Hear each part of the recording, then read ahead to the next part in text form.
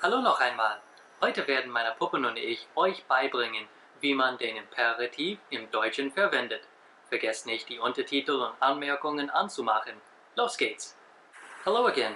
Today my puppets and I will teach you how to use the imperative or the command form in German. Don't forget to turn on the subtitles and annotations. Let's start. Hey Jimmy, ich habe noch eine Frage zur deutschen Grammatik. Halt, stopp, ich werde keine Fragen mehr beantworten. Ich habe schon viel zu viele Fragen beantwortet. Du sollst weggehen. Geh weg. Du hast einen Teil von meiner Frage schon beantwortet. Jetzt musst du nur ihr, sie und wir beibringen. Was? Wovon redest du? Ich muss die Befehlsform lernen. Ach so, mit du ist die Befehlsform ganz einfach. Schreibe einen Satz wie normal. Es ist egal, ob er eine Frage oder eine Aussage ist. Nimm du und st aus dem Satz, füge ein Ausrufezeichen hinzu. Jetzt hast du einen Satz mit dem Imperativ. Das ist ganz einfach. Nimm du und st, also Dust oder Schmutz auf Deutsch, weg. Schreib den Satz mit Ausrufezeichen. Das verstehe ich. Wie ist es mit ihr? Schreibe einen Satz, nimm ihr aus dem Satz, schreib den Satz mit Ausrufezeichen. Auf Englisch sage ich immer drop the ear like Van Gogh. Das ist ja schlau. Drop the ear like Van Gogh. Okay, wenn ich sage, ihr geht nach Hause, als Befehlsform wird der Satz geht nach Hause, richtig? Ja, genau. Sie und wir sind ähnlich. Schreibe einen Satz mit einem Verb zuerst und dem Subjekt danach.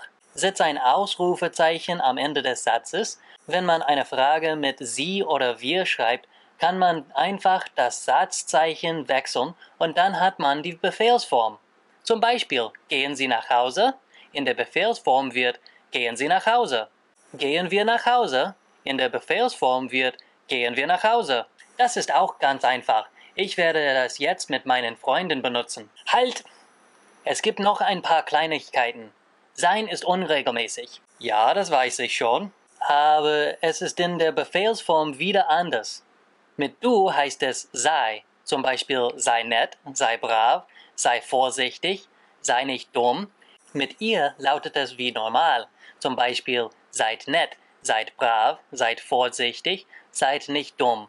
Mit sie und wir heißt es seien. Zum Beispiel seien wir nett, seien wir brav, seien Sie vorsichtig, seien Sie nicht dumm. Okay, das bekomme ich so hin.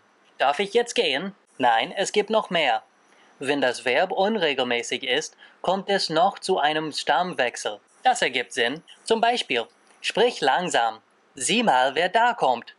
Lies bitte vor. Gib mir deine Hand. Ist dein Schnitzel. Halt, hat is ein oder zwei s? Es hat zwei. Ist es auch so bei Stammwechsel von a nach a Umlaut? Nein, man sagt einfach fahr oder fang oder schlaf. Okay, jetzt darf ich mit meinen Freunden spielen? Ja, geh weg. Steht auf! Das kann ich nicht. Ich auch nicht. Ich stehe schon. Hebt eure Hände hoch. Uff. Ja. Eine Hand. Uff. 1, 2. Okay, jetzt bin ich fertig. Das kann ich nicht. Dreht euch um. Hui. Hui. Hui. Hopp. Ah. Fliegt. Ich kann fliegen. Hui. Ich kann auch fliegen. Hui. Ich kann nicht fliegen. Seid glücklich. Ich bin glücklich. Ja, ich bin glücklich. Ja, ich bin nimmer glücklich. Zeigt nach links.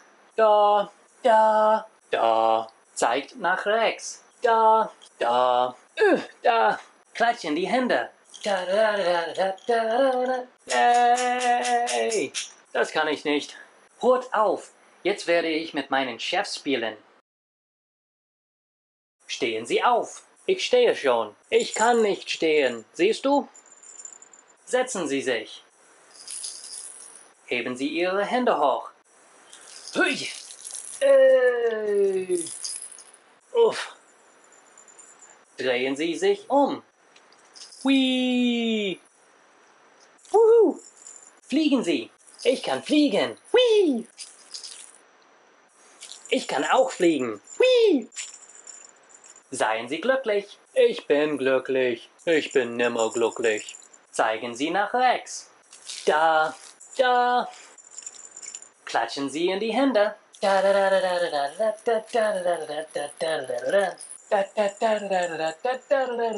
Jetzt werde ich mit meinem Bruder spielen. Steh auf. Ich stehe. Setz dich. Ich setze mich. Heb die Hände hoch. Ich hebe die Hände hoch. Dreh dich um. Ich drehe mich um. Flieg. Ich kann fliegen. Hui. Sei glücklich. Ich bin glücklich. Zeig nach links. Da ist links. Zeig nach rechts. Da ist rechts. Klatsch in die Hände. Klatschen. Ich habe etwas vergessen. Was denn? Wenn das Verb mit D, T, IG, M oder N endet, verwendet man ein E am Ende des Verbs mit du. Zum Beispiel, rede nicht so viel, arbeite nicht so viel, atme ein, atme aus, erledige das so schnell wie möglich, öffne die Tür. Muss man das tun? Ja, nur mit D, T, IG, M oder N. Wenn das Verb anders endet, darf man meistens ein E benutzen, aber das muss man nicht. Zum Beispiel, back einen Kuchen oder backe einen Kuchen. Beide sind okay.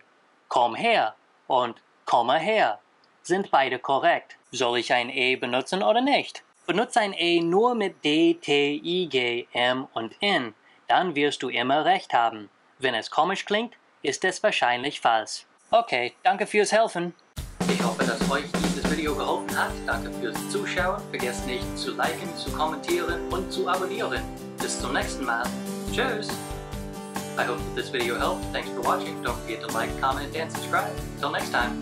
Bye!